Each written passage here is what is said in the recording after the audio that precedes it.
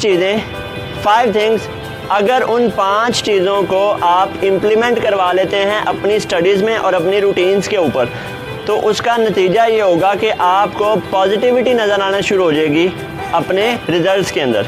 अब वो 5 चीज़ें कौन कौन सी हैं, और आप लोगों ने अब से आप पहली बात है कि आप सब लोगों ने फिल वक्त ये समझना है कि आप लोगों का जो टेस्ट सेशन है वो कल से स्टार्ट होने जा रहा है। पीछे आप लोग जितने पेपर दे चुके हैं उसको समझो कि वो अभी हमारे टेस्ट सेशन में शामिल ही नहीं हुए। अब जो कल से हमने टेस्ट सेशन में एंटर होना है तो ये हमारा यहाँ से स्टार्ट है। सो उसमें आपने इन 5 चीज़ों को ज़हन में रखना है।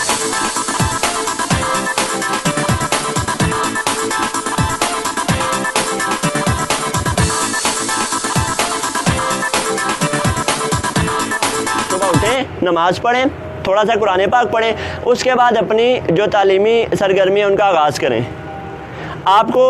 आपका जो एक पूरे दिन का काम है वो उस सुबह के 1 से 2 घंटों के अंदर वाइंड अप हो सकता है बड़े आराम से। हम लोग इस चीज़ को महसूस, मतलब आप रात को बैठे हैं और आप रात को 4 घंटे में काम किया है, अगर वही काम आप सुबह बैठेंगे आप 2 घंटे में कंप्लीट कर लेंगे और उसका रिज़ल्ट वो रात वाले काम की निस्बत बेहतर होगा, याद रखिएगा।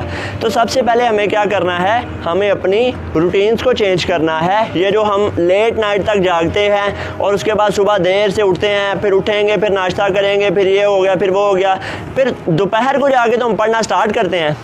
उस वक्त फिर जहन में बर्डन आना शुरू होता है कि भाई टेस्ट में 2 घंटे रह गए, 3 घंटे रह गए, तो फिर आप बर्डन लेस होके कैसे काम करेंगे।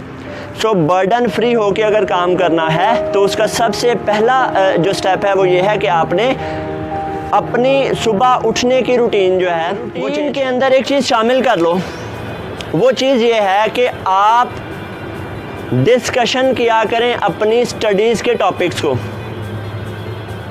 मैंने उन बच्चों को आज तक बहुत ज़्यादा कंसेप्चुअल देखा है जो अपनी स्टडीज़ के जो भी टॉपिक्स होते हैं उनको अपने क्लास फेलोज़ के साथ, अपने टीचर्स के साथ, अपने घर वालों के साथ डिस्कस करते हैं। लेकिन ज़्यादातर जो स्टूडेंट्स हैं, जब आप कहीं भी बैठेंगे तो आपका टॉपिक क्या होगा, इधर उधर की फजूल बातें। तो इधर उधर की फजूल बातें करने से बेहतर क्या है कि अगर आप कहीं पे बैठ के गुफ्तगू कर ही रहे हैं आपस में, तो वो किसी स्टडी के टॉपिक को ले लें। उससे ये होगा कि आप लोगों के जो कॉन्सेप्ट हैं वो बेहतर हो जाएंगे। बात समझ में आ रही है। सो होगा क्या, जब आप डिस्कशन करते हैं, डिस्कशन करने से 2 ही बातें हो सकती है ना, अगर आप गलत हैं तो आपकी दुरुस्तगी हो जाएगी और अगर आप ठीक हैं तो आपकी रिवीजन हो जाएगी।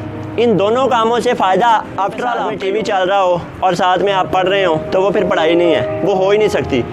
आप अपने रिजल्ट्स को ऑब्टेन ही नहीं कर सकते अगर आप इस तरह के एनवायरनमेंट में पढ़ेंगे। सो क्या होना चाहिए, आपने एक पीसफुल एनवायरनमेंट, स्टडी का पैटर्न भी पढ़ा है कि स्टडी करने का तरीका क्या होता है। तो याद रखिएगा, स्टडी का पैटर्न के 2 चीज़ें याद रख लो, ये आपके बहुत काम है। साइड कर रहा है उस चीज़ को, ऊंची आवाज़ में पढ़ रहा है, चाहे वो 1 दफ़ा पढ़े, 2 दफ़ा पढ़े, उसकी अपनी मर्ज़ी है। लेकिन जो बच्चा बोल के पढ़ेगा, ज़ुबानी पढ़ने वाले से ये बेहतर है, इसका रिज़ल्ट बेहतर होगा। सो अगर आपको कोई टॉपिक समझ नहीं आ रहा या आप समझते हैं वो मुश्किल लग रहा है या याद नहीं हो रहा, तो सबसे पहले उसको ऊंची आवाज़ में पढ़ें। आप 2 से 3 बार उस टॉपिक को पढ़ेंगे, आपको खुद ब खुद वो चीज़ें आपके जहन में बैठनी शुरू हो जाएगी, आपके कॉन्सेप्ट्स ही पूरे हो जाएंगे। सो कोशिश करें कि अपनी स्टडीज़ की मेथडोलॉजीज़ को चेंज करें।